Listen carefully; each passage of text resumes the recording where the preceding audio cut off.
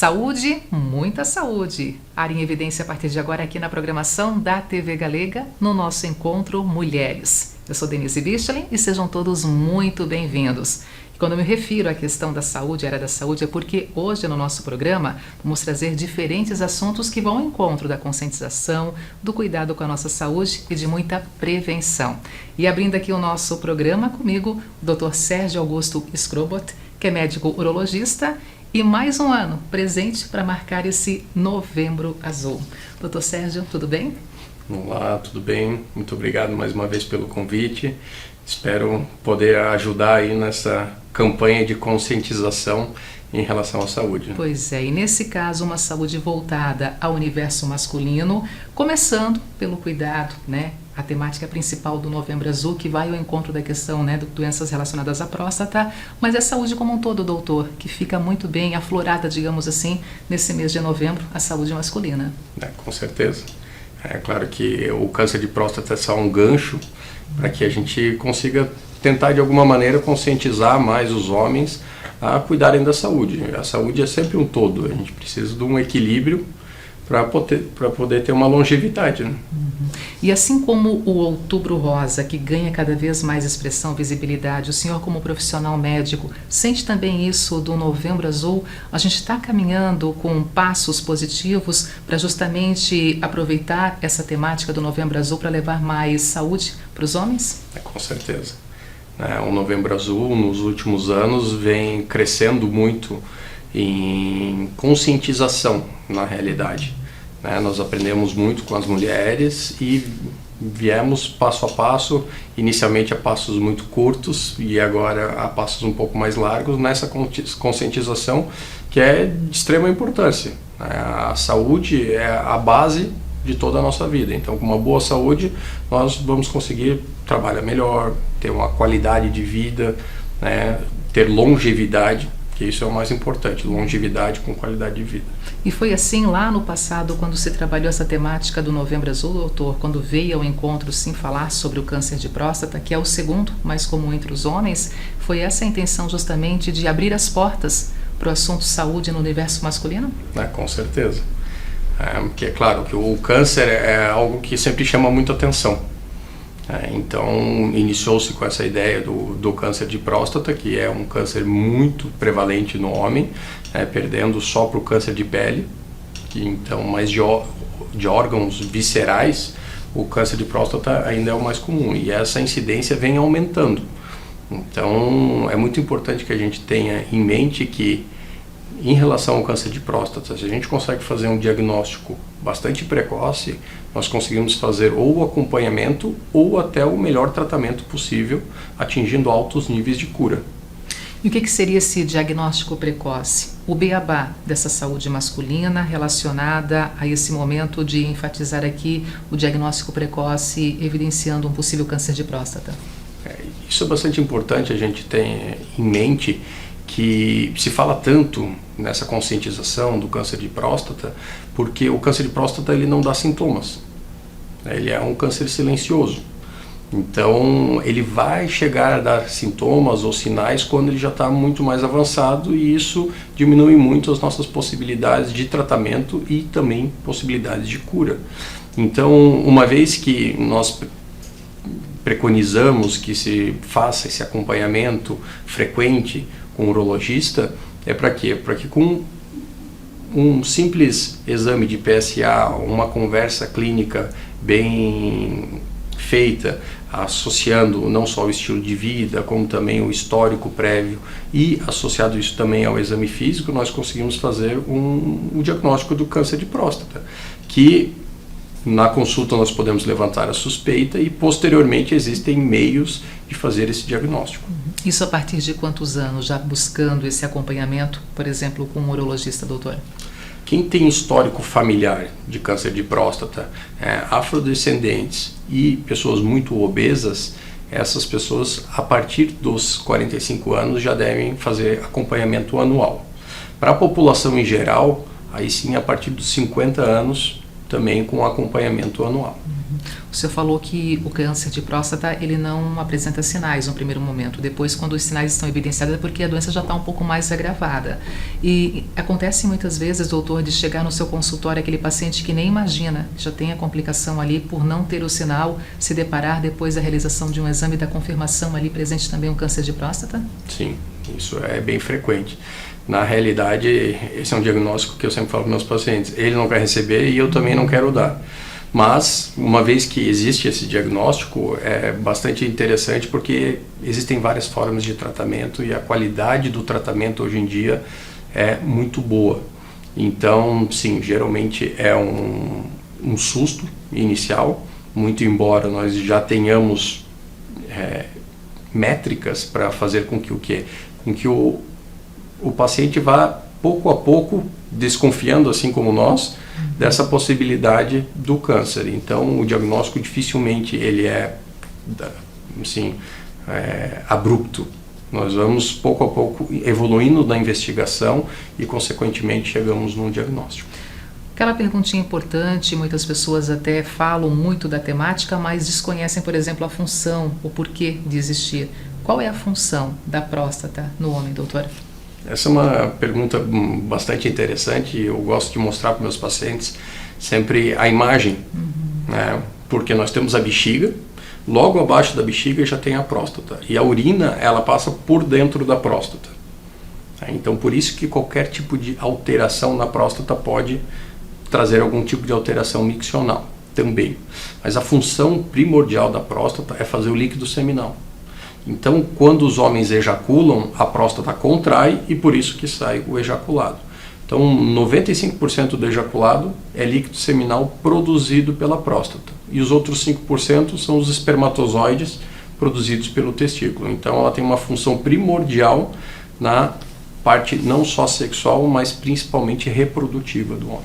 E quando que o problema se instala? Por que naquele momento, dali para frente, vem a confirmação, por exemplo, um exame sendo realizado? O que leva ao câncer de próstata, doutor? Bom, existem várias causas do câncer, né? É difícil nós conseguirmos fazer um diagnóstico definitivo. Por isso que você teve um câncer. Mas, falando assim mais facilmente, seria uma hiperproliferação de um grupo celular dentro da próstata que, teoricamente, essas células deveriam nascer, crescer, fazer função delas e morrer, e elas começam a ter um crescimento desordenado e acabam não morrendo. Consequentemente, elas acabam trazendo um mau funcionamento da próstata, e não apenas isso, pode trazer não só esse mau funcionamento, mas também isso sistêmico, se espalhar pelo corpo. O senhor mencionou que uma das possibilidades também nesse acompanhamento de um paciente um pouquinho mais cedo tem a ver com a obesidade. Isso leva ao encontro, doutor, de uma qualidade de vida um pouco melhor, saúde também daquele paciente pela alimentação, por exemplo, pode, de repente, retardar ou até mesmo evitar um câncer de próstata? Com certeza. Hoje em dia, como fator protetor ao câncer de próstata, nós temos uma dieta balanceada, rica em fibras e pobre em gordura, e também a gente tem que tentar a dieta mediterrânea, que é rica em peixes e legumes, ela é muito benéfica para quem tem não só essa possibilidade maior de ter câncer de próstata, mas para a população em geral. E segundo a Organização Mundial de Saúde, nós temos como o único fator protetor real para qualquer tipo de câncer, não apenas de próstata, é a realização de exercícios físicos regulares.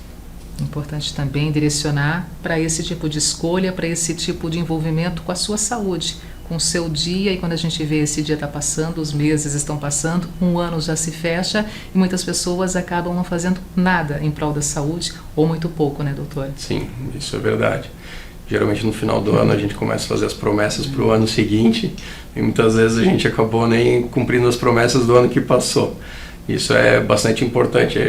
Às vezes nós podemos ter esse momento para parar e pensar o que nós estamos realmente fazendo com a nossa saúde, porque a gente consegue trabalhar mais e consegue às vezes estudar mais ou tentar um pouco mais de lazer, mas já não para pensar que realmente o nosso corpo é que precisa estar em equilíbrio, em harmonia e com uma boa qualidade para pensar em conseguir atingir todos os nossos afazeres, né?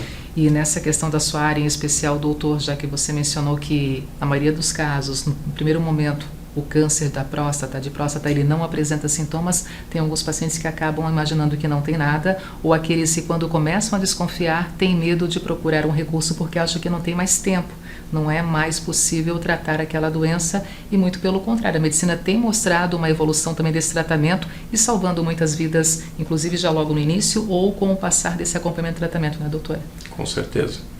Hoje em dia o tratamento para o câncer de próstata ele melhorou muito. Na realidade, nos últimos 8, 10 anos ele deu um salto absurdo.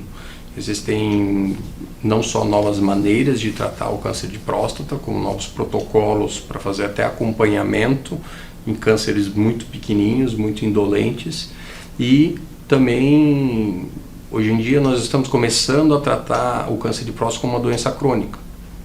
Porque a gente faz um diagnóstico e acaba acompanhando esse paciente durante muito tempo.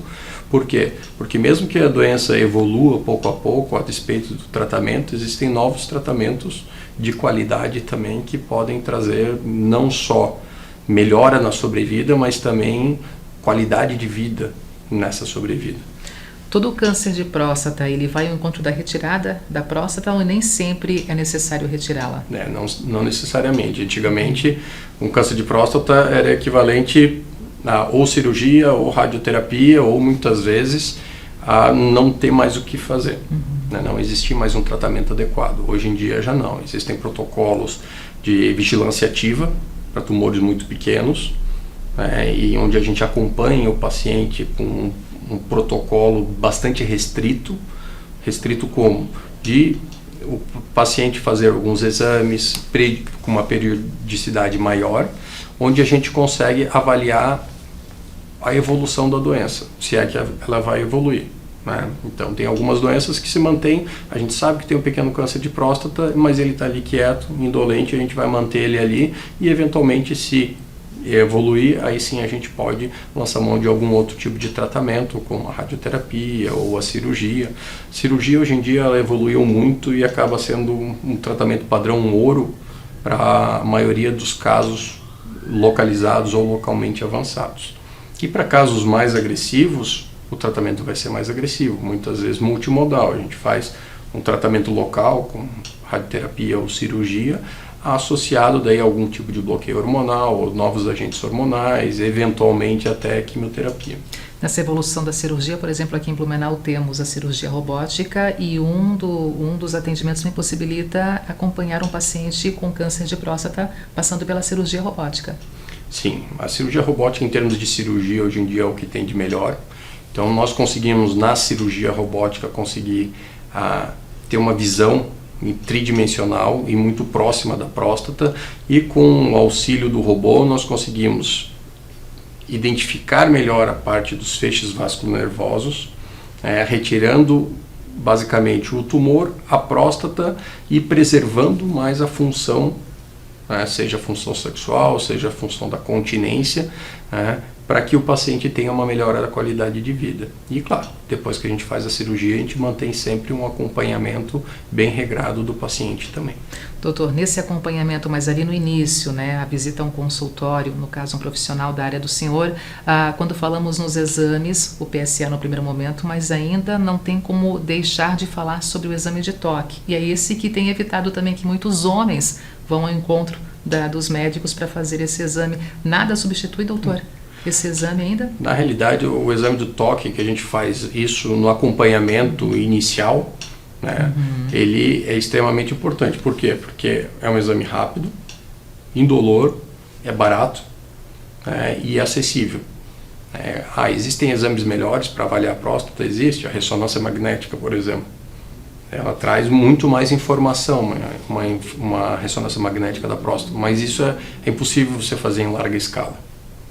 E é muito caro também. Imagina que uma ressonância vai demorar em 30, 40 minutos para ser feita, e isso em larga escala é impossível de fazer. Então a gente acaba pedindo exames mais específicos, único e exclusivamente naqueles casos onde já tem uma alteração de PSA e também a alteração do toque retal. Então o toque retal é um exame físico, é um exame rápido, simples, indolor, e que nos traz muita informação, e o melhor de tudo, acaba trazendo um benefício no paciente que pode eventualmente fazer fazer o diagnóstico do câncer de próstata única e exclusivamente pelo exame do tórax. Quando que teremos um momento em que a gente vai poder falar assim, não tem mais preconceito para falar sobre esse assunto, o homem vai se orgulhar em dizer que ele passou por um consultório, fez o exame de toque retal e não vai acontecer em larga escala as piadinhas que ainda pode se deparar, doutor? Eu acredito que isso é único e exclusivamente com a conscientização e educação. Assim como as mulheres vão no ginecologista, fazem exames também invasivos, muito mais invasivos do que um exame de toque.